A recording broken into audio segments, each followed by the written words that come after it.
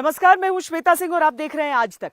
एक तीर से दो निशाना, इस कहावत को चरितार्थ किया है भारत ने चीन और पाकिस्तान के मामले में। किस तरीके से पूर्वी लद्दाख में चीन को आखिरकार पीछे हटने पर मजबूर होना पड़ा और उसका सीधा असर किस तरह से पड़ा पाकिस्तान पर। कैसे एक दांव से दो दो दुश्मन चित हुए हैं, लेकिन साथ ही यह भी सवाल कि इन दोनों दुश्मनों पर कितना यकीन किया जा सकता है। हम इस टू फ्रंट कूटनीति और टू फ्रंट सैन्य नीति का आज विश्लेषण करेंगे।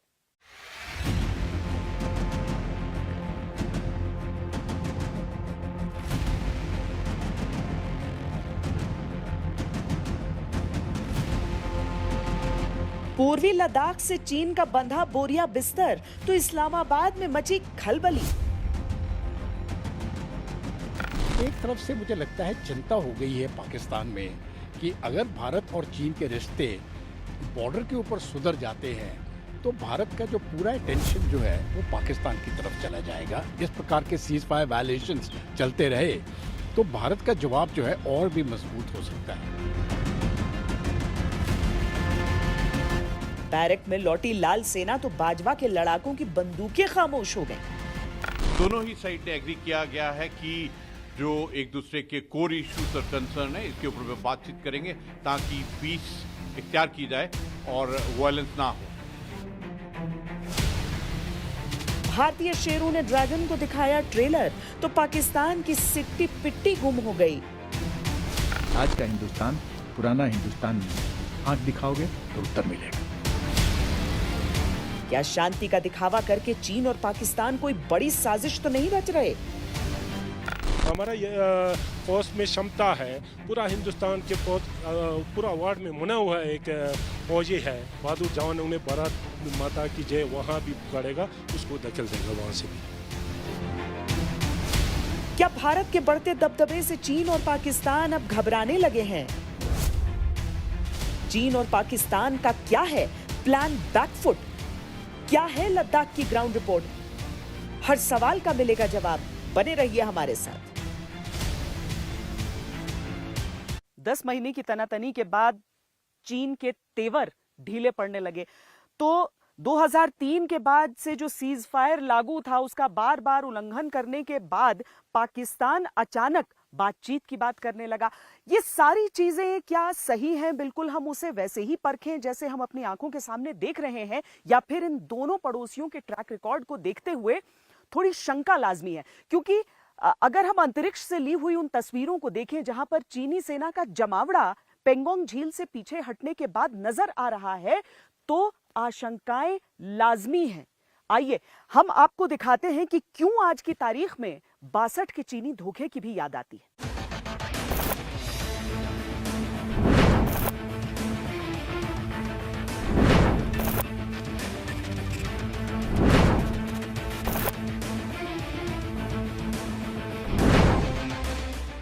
चीन के कब्जे वाले तिब्बत का रुतोग काउंटी, ये इलाका चीन की नई साजिश का नया अड्डा है।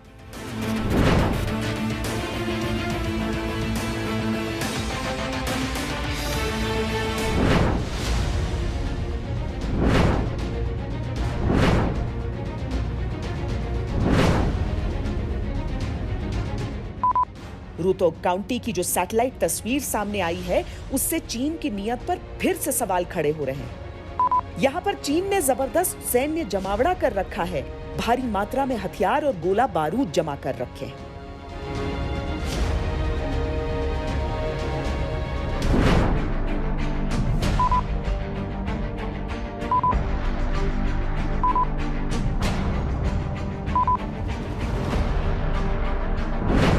विशेषज्ञ इन गतिविधियों को चीनी सेना के लेटेस्ट मूवमेंट से जोड़ रहे हैं। ऐसा दावा किया जा रहा है कि पूर्वी लद्दाख से चीन ने जिन सैनिकों को हटाया है उसे यहां पर बसाया जा रहा है।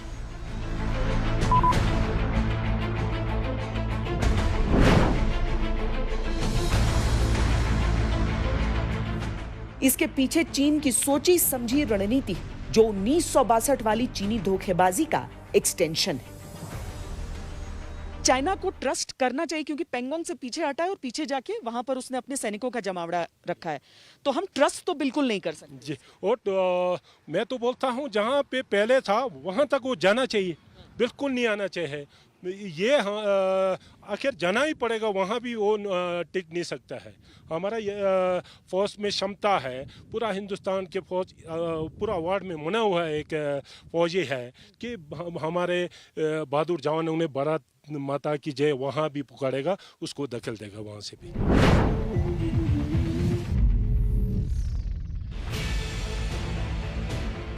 रोहतक की भौगोलिक स्थिति देखकर भी इसकी अहमियत को समझा जा सकता है। ये इलाका पेंगोंग झील के बिल्कुल पूर्वी छोर पर है। पेंगोंग झील से इसकी दूरी करीब 100 किलोमीटर है, जबकि मोल्डो से 110 किलोमीटर। मोल्डो वही इलाका है जहां विवाद के दौरान दोनों देशों की सेनाओं की ओर से कई बार बातचीत की गई।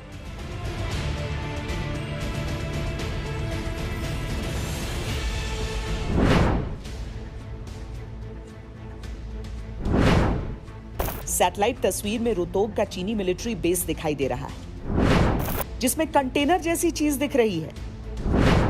ऐसे कंटेनर सैन्य छावनियों में हथियार और गोला बारूद रखने के लिए इस्तेमाल किए जाते हैं। चीन ने यहां बहुत से नए निर्माण किए हैं।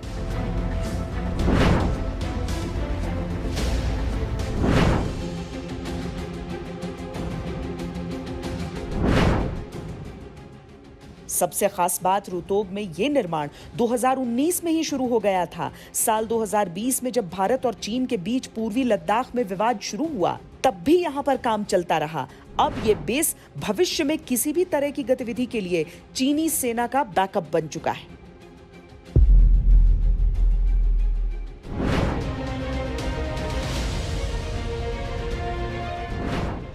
चीन ने यहां पर रेडार सिस्टम, जमीन से हवा में मार करने वाली मिसाइल, हेलीपैड, टैंक जैसे घातक हथियार तैनात किए हैं। सैनिकों के लिए झोपड़ी जैसे घर बनाए गए हैं। स्विमिंग पूल से लेकर स्टेडियम तक बनाए गए हैं, जिन्हें आप गूगल मैप में भी देख सकते हैं। ये इलाका तिब्बत के नगारी से जुड़ता है। यहां से नगारी तक हवाई और सड़क मार्ग तैयार है। ऐसे में पेंगोंग झील के पास होने वाली गतिविधियों में चीन भविष्य में इसका इस्तेमाल कर सकता है। इस आशंका से इनकार नहीं किया जा सकता।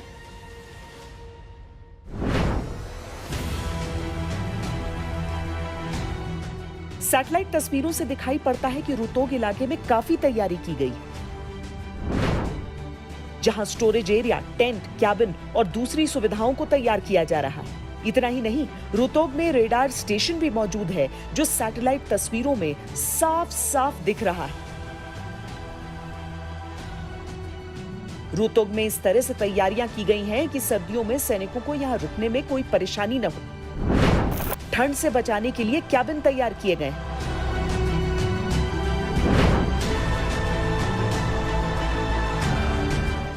चीनी सेना का प्लान यह है कि वो LAC के पास कुछ सैनिकों की तैनाती रखे, ताकि भविष्य में वो किसी भी समय कोई बड़ा एक्शन कर सके। चीन ने यहाँ पर इस तरह से तैयारी की है कि कुछ ही वक्त में बड़ी संख्या में सैनिकों को इकट्ठा किया जा सके। And I think with this whole of government approach, our relations with China will remain on I won't say on an even keel, but our relations with China would develop along the path or route that we wish it to develop. चीन 1962 की लड़ाई से पहले भी इसी तरह से पीछे गया था, जैसे पूर्वी लद्दाख में गया है, और फिर धोखे से हमला किया था।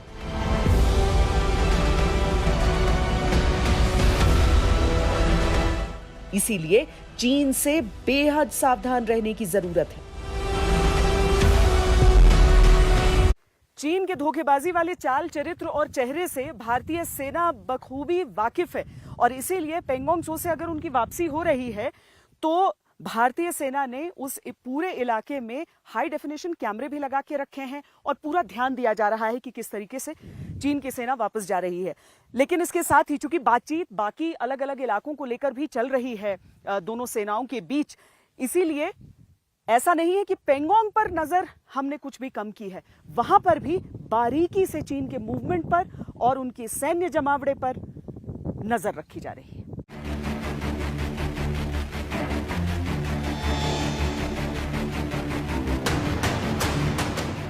पूर्वी लद्दाख के पेंगोंग झील इलाके से भारत चीन सेनाओं की डिसएंगेजमेंट के बाद वहां शांति। उत्तरी छोर के फिंगर क्षेत्र और दक्षिणी छोर की कैलाश रेंज से सेनाएं हट चुकी, लेकिन चीन की किसी भी धोखेबाजी से निपटने के लिए भारतीय सेना पहले से ज्यादा मुस्तैद है। We have put our systems in place to make sure that there is no reoccupation of these heights, and it is part of the agreement. So if it is violated, then you have violated the spirit behind which you have signed on the dotted line. So we can only hope that the PLA and China adheres to these principles and these agreements in toto. भारतीय सेना finger 3 के निकट अपनी स्थायी post Dhan Singh Thapa पर तैनात है। चीनी फौज फिंगर 8 तक पीछे हट चुकी है। फिंगर 1 से फिंगर 8 तक का पूरा इलाका यानी 134 किलोमीटर की लंबाई का इलाका खाली है, वो भी तकरीबन 100 किलोमीटर के दायरे में फैला है।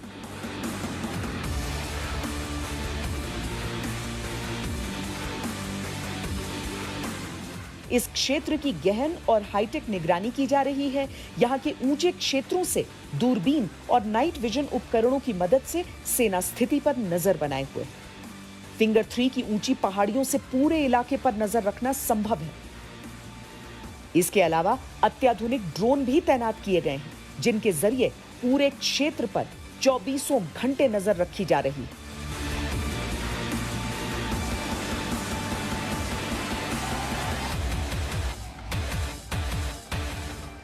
And in fact, all agreements which have been signed earlier with China, or for that matter, any agreement which is signed with any country, is premised on the fact that it will be observed in letter and spirit. So similarly, this agreement is also premised on the same fact. But as we mentioned, that we will trust, but we will verify.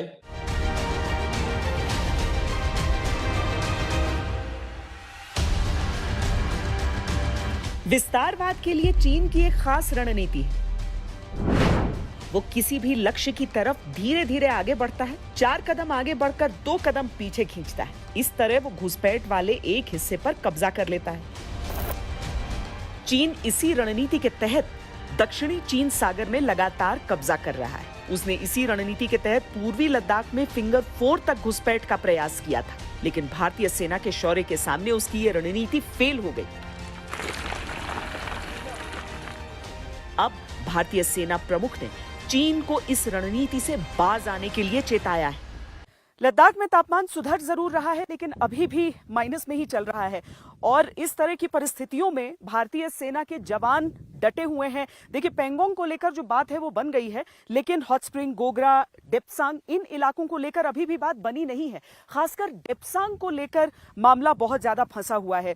बहुत रणनीतिक तौर पर महत्वपूर्ण जगह है ये, और इसके साथ ही मामला आज का नहीं है, पिछले साल का नहीं है, बल्कि 2013 से वहां पर एक तरह से ये अनबन, ये आमने सामने का टकराव बना हुआ है।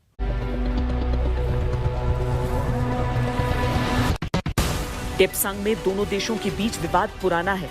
ये इलाका भारत के दौलत बेग ओल्डी यानी डीबीओ के बेहद करीब है। यहाँ पर दोनों देशों के बीच पेट्रोलिंग को लेकर विवाद साल 2002 में हुआ था, लेकिन इस विवाद ने एक बड़े टकराव का रूप लिया अप्रैल 2013 में, जब दोनों देशों की सेनाओं ने यहाँ पहली बार अपने कैंप लगाए। ये गतिरोध 25 दिनों तक चला था।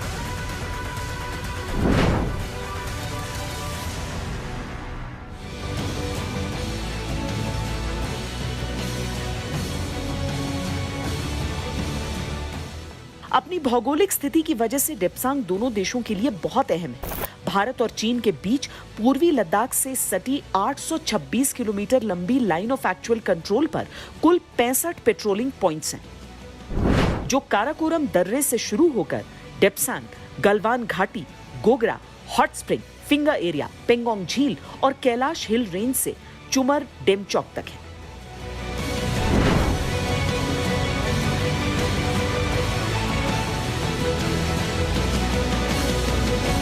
भारत के लिए डेप्सांग इसीलिए जरूरी है क्योंकि सामरिक महत्व की 255 किलोमीटर लंबी दुर्बुक श्योक दौलतबेग ओल्डी सड़क यहीं से गुजरती है।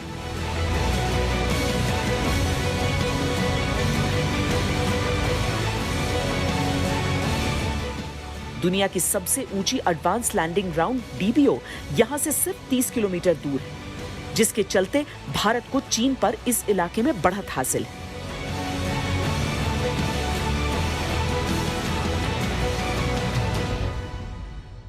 इंफ्रास्ट्रक्चरल डेवलपमेंट है बॉर्डर एरियाज के अंदर, वो बहुत इम्प्रूव हो गया।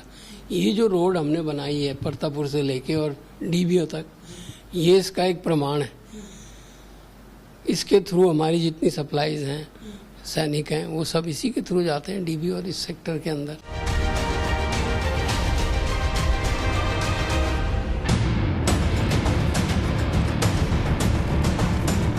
– 2013 में भारतीय वायुसेना ने डीबीओ में सालों से बंद पड़ी अपनी हवाई पट्टी को फिर से शुरू किया था। उस दौरान military transport aircraft C-130J super Hercules ने यहां पर लैंडिंग की थी। डीबीओ हवाई पट्टी के कारण ही पिछले साल अप्रैल मई में भारतीय सेना ने बेहद तेजी से LAC तक सैन्य साजो सामान पहुंचाया था और चीन हक्का बक्का रह गया था।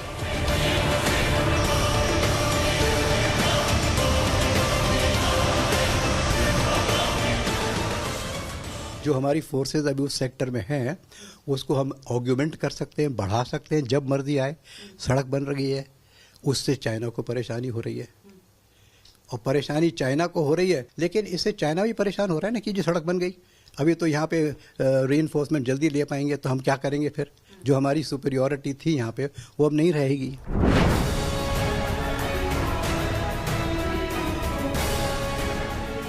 चीन के लिए इसका महत्व इसीलिए है क्योंकि इसके करीब से ही चीन का G219 हाईवे गुजरता है, जो तिब्बत को शिनजियांग प्रांत से जोड़ता है। चीन को डर है कि अगर भारत ने इस इलाके पर नियंत्रण कर लिया तो G219 हाईवे भारतीय सेना के जद में आ जाएगी। इसीलिए चीन इस इलाके में भारतीय सेना की पेट्रोलिंग में अड़ंगा लगाता रहता है।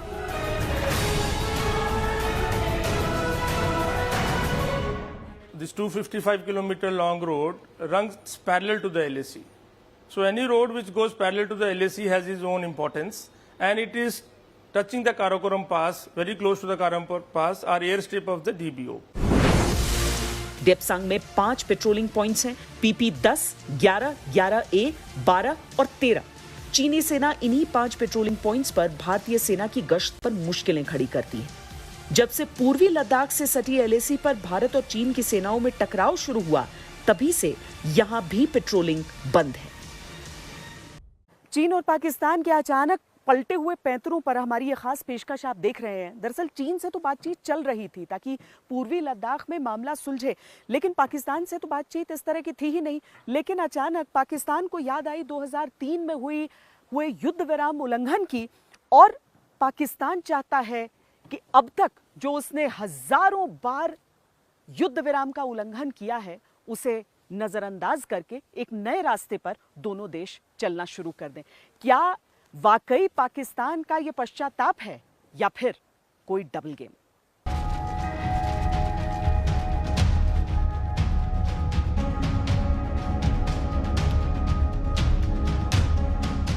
तो आज हुआ है जो बरसों पहले होना चाहिए था, लेकिन हम तो अपने वादे पर कायम रहेंगे, लेकिन पाकिस्तान का कोई भरोसा नहीं है, वो कभी भी वायलेशन कर सकता है। पाकिस्तान पे भरोसा नहीं कर सकते। अपने घर पर भरोसा, पाकिस्तान का कोई भरोसा नहीं, समझे ना? उसका बोलेगा कुछ, करेगा कुछ।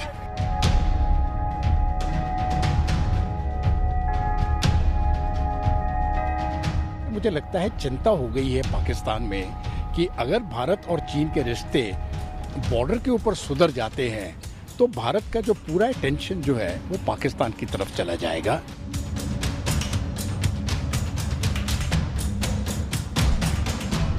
पूर्वी लद्दाख से चीनी सेनाएं लौटने लगीं।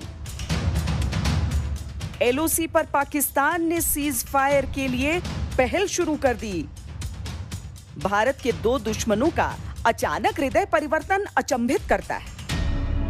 हम पाकिस्तान पे भरोसा नहीं कर सकते कि कितनी बार वहाँ पे जो सीज फायर वायलेशन हो चुकी हैं, कितनी बार टेररिस्ट को घुसाने के लिए ये सीज फायर का इस्तेमाल पहले भी हुआ है।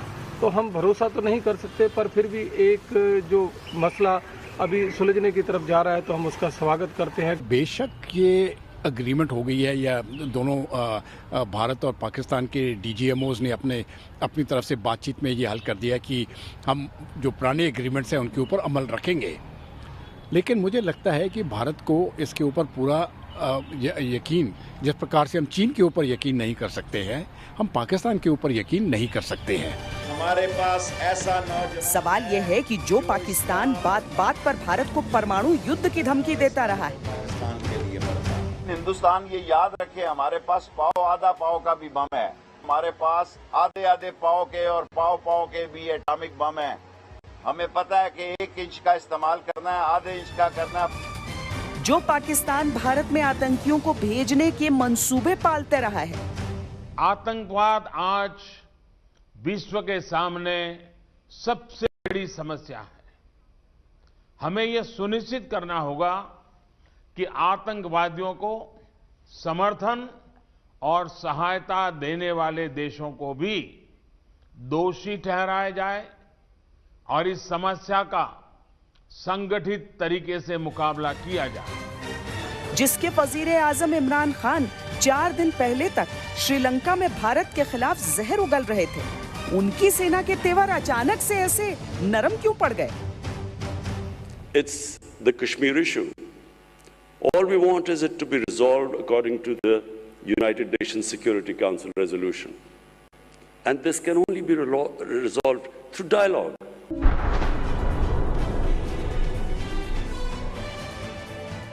भारत और पाकिस्तान के बीच 2003 में संघर्ष विराम किया गया था, लेकिन पाकिस्तान की तरफ से बार बार इस युद्ध विराम का उल्लंघन किया गया। नौबत तो यहां तक आई कि उसने इंटरनेशनल बॉर्डर पर भी सीज फायर उल्लंघन कर दिया। साल 2020 में जब कोरोना से पूरी दुनिया तड़प रही थी, उस समय तो पाकिस्तान ने युद्ध विराम उल्लंघन के नए रिकॉर्ड स्थापित कर दिए। लेकिन आज अगर पाकिस्तान भारत से बातचीत करना चाहता है, आज अगर पाकिस्तान भारत से चाहता है कि युद्ध विराम रहे, तो उसकी टाइमिंग पर सवाल उठने लाजमी है। 25 फरवरी की रात को जब एक बार फिर यह तय हुआ कि संघर्ष विराम का उल्लंघन कोई नहीं करेगा, तो याद रखिए ये 26 तारीख की दहलीज थी, यानी वो दिन जब 2019 में भारतीय वायुसेना ने पाकिस्तान के बालाकोट में एयर स्ट्राइक की थी।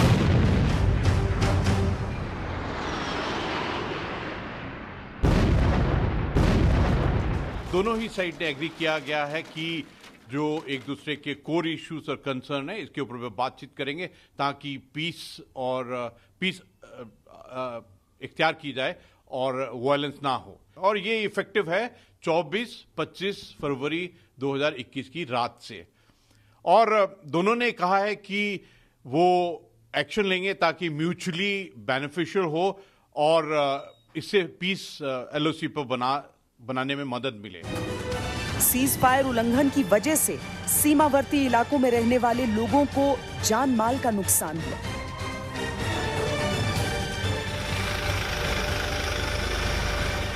लेकिन एक बार फिर से समझौते पर अगर रजामंदी हुई है, तो सीमा पर भी खुशी लौट आई। फायरिंग बंद हो जाए तो अच्छी बात है, जैसे कि हम अच्छी तरह अपनी खेती बाड़ी कर सकते हैं, काम कर सकते हैं बिना कोई तकलीफ के। ये जो फैसला दो तरफा हुआ है हिंदुस्तान और पाकिस्तान की तरफ से, बहुत अच्छी बात है। बहुत फायदा होगा, दोनों साइड में फायदा होगा, उधर भी होगा इधर भी होगा। क्या बड़ी खुशी की बात है कि हमने आज 15-16 साल के बाद जो हमने सुना कि सीज फायर हो गया, तो इसमें बहुत खुशी हो गई। फैसला किया गया है कि सीज फायर किया जाएगा, यानी जंग बंदी की जाएगी। ये निहायत ही खुश आइंद इकदाम है, खुसूसी तौर पर सरहदी लोगों के लिए। हम इस समय सिंधु नदी के किनारे बैठे हैं जो लद्दाख से होते हुए और आगे जाकर पाकिस्तान की सीमा में प्रवेश कर जाएगी। जल को लेकर समझौते भी हैं दोनों देशों के बीच, लेकिन समझौता तो पाकिस्तान जैसे देश के साथ कई मुद्दों पर हमारा हुआ और किसी का भी सम्मान पाकिस्तान ने किया नहीं। बहरहाल यहाँ पर जिन परिस्थितियों की बात हम कर रहे हैं और पाकिस्तान की तरफ से जिस पेशकश की बात कर रहे हैं उसमें भारत हर एक चीज को बहुत शंका की दृष्टि से देख रहा है, क्योंकि यहां पर पाकिस्तान दरअसल जो कुछ करने की कोशिश कर रहा है वो अपने हित के लिए, FATF की टेढ़ी निगाहों से बचने के लिए। पाकिस्तान के बदले तेवरों को समझना है तो पिछले 2 हफ्तों में पाकिस्तान के नजरिए से 3 बड़ी घटनाओं को समझना होगा। पूर्वी लद्दाख में भारतीय सेना के शौर्य के आगे चीनी सेना को समझौते के लिए मजबूर होना पड़ा। अमेरिका ने ऐलान किया कि सहयोगियों के साथ मिलकर वो चीन की चुनौतियों से सीधे निपटेगा। फाइनेंशियल एक्शन टास्क फोर्स ने पाकिस्तान को ग्रे लिस्ट में बनाए रखने का फरमान सुनाया। इन 3 घटनाओं ने पाकिस्तान को बुरी तरह से परेशान कर दिया।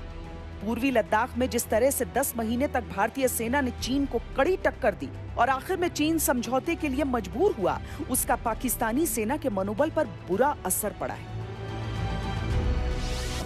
चाइना के पीछे हटने के बाद पाकिस्तान ने भी अपना नरम रुख अपनाया है, क्योंकि अंतर्राष्ट्रीय जो प्रेशर पाकिस्तान के ऊपर है वो अब नज़र आ रहा है, क्योंकि उसकी चालें एक्सपोज हो गई है। अब पाकिस्तान ने फिर एक बार सीज फायर का समझौता किया है, तो काफ़ी सालों के बाद जो पहले समझौते हुए थे उनको लागू करने के लिए, जैसे DGMO के बीच में हॉटलाइन और फ्लैग मीटिंग्स के जो मीटिंग होती थी पहले, उनको दोबारा चालू किया जा रहा है। ये एक अच्छी बात है। अगर इस तरह से बॉर्डर के छोटे मोटे डिस्प्यूट सेटल किए जाएं तो लॉन्ग टर्म शांति वहाँ पे कुछ देर में एस्टेब्लिश हो सकती है।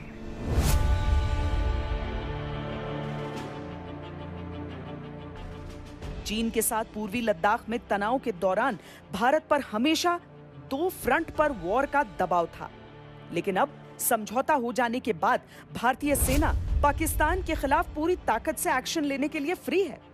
पाकिस्तान इससे डरा हुआ है।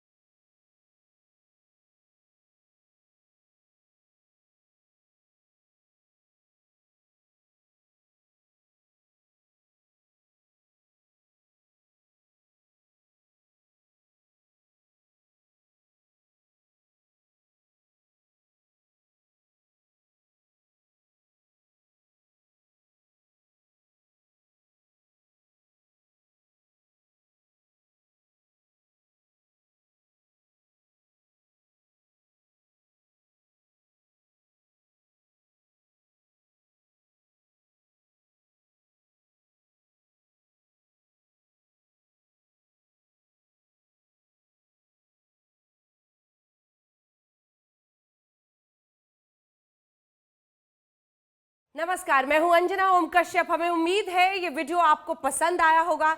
लेटेस्ट खबरों के लिए यूं ही देखते रहिए आज तक, और इस वीडियो के पसंद आने पर लाइक, शेयर एंड सब्सक्राइब करना ना भूलें।